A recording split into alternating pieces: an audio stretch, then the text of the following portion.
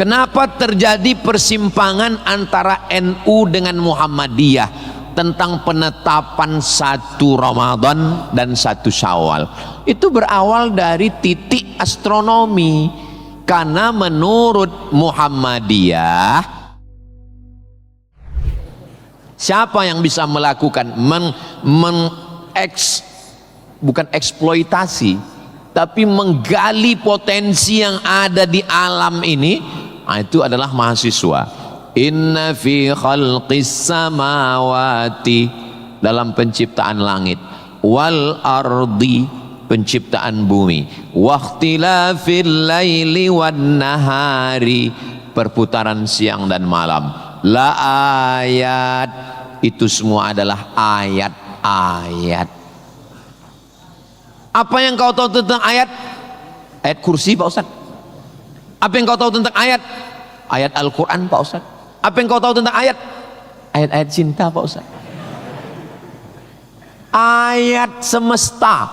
Inna fi khalqis samawati, penciptaan langit, dipikirkan dengan akal, muncul ayat, namanya ayat kauniyah, ayat semesta, yang dikaji satu fakultas khusus, namanya fakultas astronomi, bukan astrologi.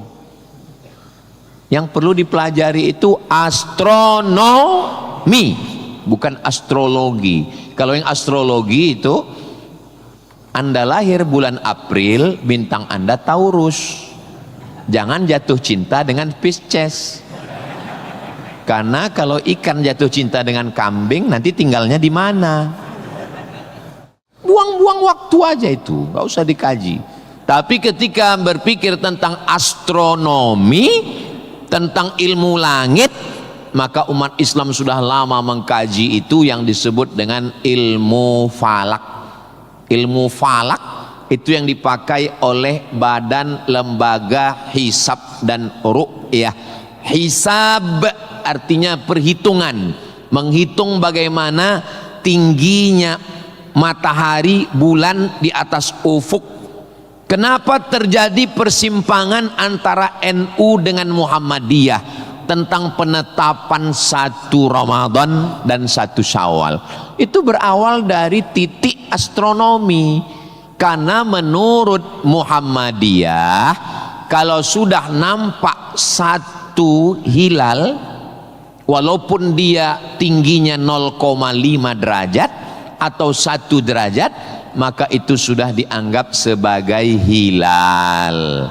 Tapi menurut NU, Perti, Persis, Al-Wasliyah, Nahdlatul Ulama, maka mereka mensyaratkan sesuai syarat Mabim, Malaysia, Brunei, Indonesia, Singapura, mensyaratkan mesti 3 derajat.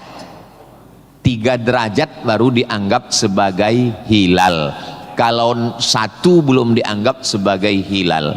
Kata Muhammadiyah 1 pun hilal, kata NU 3 baru hilal. Akhirnya datang wakil presiden Indonesia, namanya Bapak Yusuf Kala. Pak JK duduk dengan NU dan Muhammadiyah. Kata Pak JK, gimana kalau NU turunkan 1, Muhammadiyah naikkan 1? Karena beliau kan pengusaha, bisnismen, biar supaya ketemu titik temu. Ya nggak ketemu, karena ini metodologinya berbeda. Akhirnya karena nggak ketemu, itulah terjadi 2 perbedaan. Maka umat Islam di Indonesia, dia saling menjaga perasaan masing-masing. Akhirnya masing-masing mengamalkan. Yang 1 dengan 1 derajatnya, dengan 0,2-nya, yang 1, dan nanti akan terulang lagi pada tanggal 20, pada tanggal 19, hari Kamis 19 Maret itu nanti satu Indonesia akan mengeluarkan teropong untuk melihat astronomi, apakah nampak anak bulan atau tidak. Di Riau itu teropongnya dibeli dulu harganya 50 juta. Sejak dibeli sampai sekarang nggak pernah nampak hilal. Ustadz kok tahu? Teman saya kebetulan salah satu yang bekerja di situ. Dia pernah posting gambar di teropong. Saya tanya, apa yang nampak? Dia bilangnya gaji 13 katanya.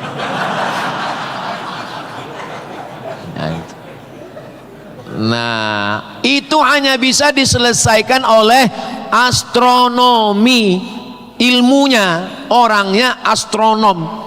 Inna fi khalqis samawati wal ardi, bumi, satu fakultas muncul, namanya fakultas geologi. Geo, bumi, logi, ilmu. Geologi, ilmu bumi. Ternyata di dalam bumi ini ada batu bara. Di dalam bumi Sumatera Selatan ini batu bara. Ustaz tahu dari mana? Tadi waktu kami naik heli tadi. Ini nyebut heli ini 20 menit sekali harus diulang. Waktu kami tadi naik, itu di Sungai Musi di bawah banyak sekali kapal-kapal membawa batu bara. Batu bara itu di dalam tanah. Tapi kalau di Sumatera Utara di atas tanah.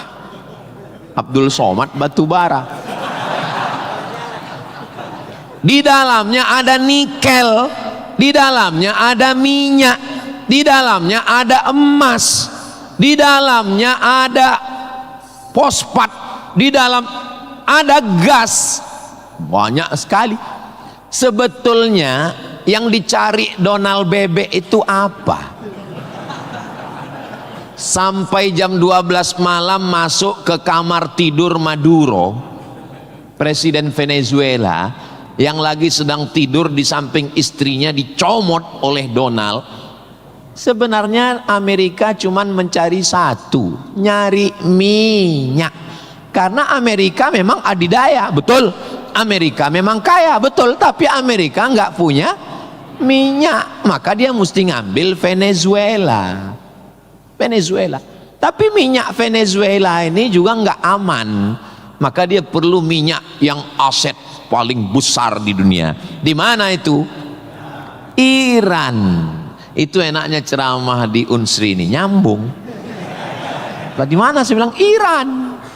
Dulu nama presidennya Reza Pahlavi, bisa diatur oleh Amerika, tapi kemudian datanglah pemimpin spiritual namanya Ayatollah Khomeini tahun 79 tahun 80, maka semua perusahaan Eropa, Amerika stop, nggak boleh masuk. Akhirnya dia diembargo selama 46 tahun. Gimana cara dia bisa hidup 46 tahun? Jual minyaknya kemana? Amerika nggak mau beli minyaknya, Eropa juga nggak mau. Kenapa Iran tetap bisa tumbuh? Dia jualnya ke Rusia dan Cina. Ada ilmu khusus yang mengkaji ini. Ilmu apa namanya? Geopolitik. Geo dunia, politik. Jadi politiknya bukan antar pilkada kabupaten, tapi geopolitik dunia. Maka Ayatullah ini mesti digulingkan. Meninggal Ayatullah Ruhollah Khomeini, digantikan penerusnya namanya Ayatollah Ali Khamenei. Khamenei mesti dibunuh karena dialah pemimpin spiritual. Maka diserang, akhirnya meninggal. Mereka lupa, Amerika lupa. Dia sangka kalau kepalanya dipotong ini mati. Mereka lupa bahwa Iran pernah berperang 8 tahun dengan Irak.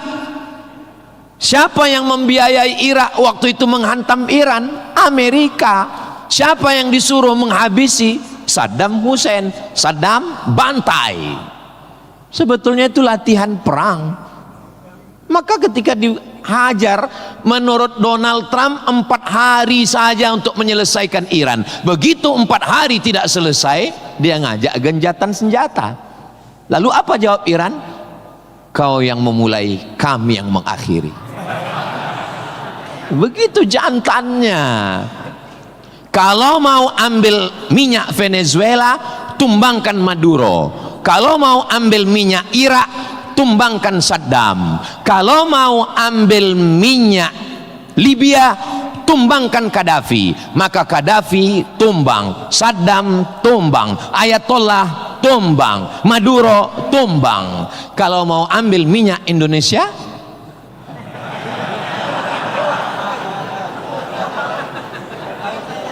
saudaraku yang dimuliakan Allah Subhanahu wa taala, itulah hebatnya. Jadi adik-adik saya ajak 2 SKS kuliah geopolitik.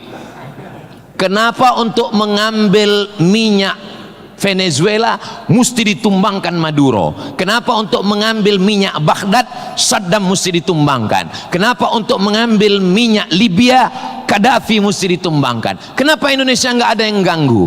Karena di Indonesia nggak tumbang pun minyaknya udah dapat. Saudara yang dimuliakan Allah Subhanahu wa taala. Sebetulnya dulu nggak tahu adik-adik belajar sejarah gimana. Tapi kalau saya dulu belajar sejarah, Belanda datang ke Indonesia ingin mencari rempah-rempah. Kayu manis, buah pala, merica, ketumbar. Kita pun waktu itu bingung. Nanya sama guru SD, ya, Belanda ke sini naik kapal kayu jauh-jauh dari Amsterdam, 3 bulan naik kapal cuman mau cari rempah. Iya katanya. Sekarang baru kita tahu, mereka bukan nyari rempah, nyari minyak, Ini udah di kapling-kaplingnya. Papua emas, Sulawesi nikel. Ada satu pulau namanya Pulau Emas, Swarna Dwipa. Swarna Dwipa artinya pulau emas, nama lain dari Sumatera. Dulu ketika Portugis, ada satu negara namanya Portugal, orangnya namanya Portugis. Portugis dengan Portugal itu sama, cuman beda, nama negaranya Portugal, orangnya Portugis. Portugal itu bukan persatuan orang tua gatal. Mereka inilah yang datang untuk mengambil cengkeh ke Tidore dan Ternate, Sumatera, Kalimantan, Sulawesi. Antara Sulawesi dan Papua ada kerajaan kecil Tidore dan Ternate. Tanaman yang mereka cari adalah cengkeh, karena cengkeh hanya tumbuh di Tidore dan Ternate. Ketika mereka ambil bibit cengkeh mau ditanam di Eropa, musim dingin mati. Indonesia ini potensinya luar biasa. Tidak ada negara miskin, yang ada adalah negara salah kelola. Ustaz sedang bicara Indonesia? Tidak, negara kita kaya. Saya bicara tentang Konoha.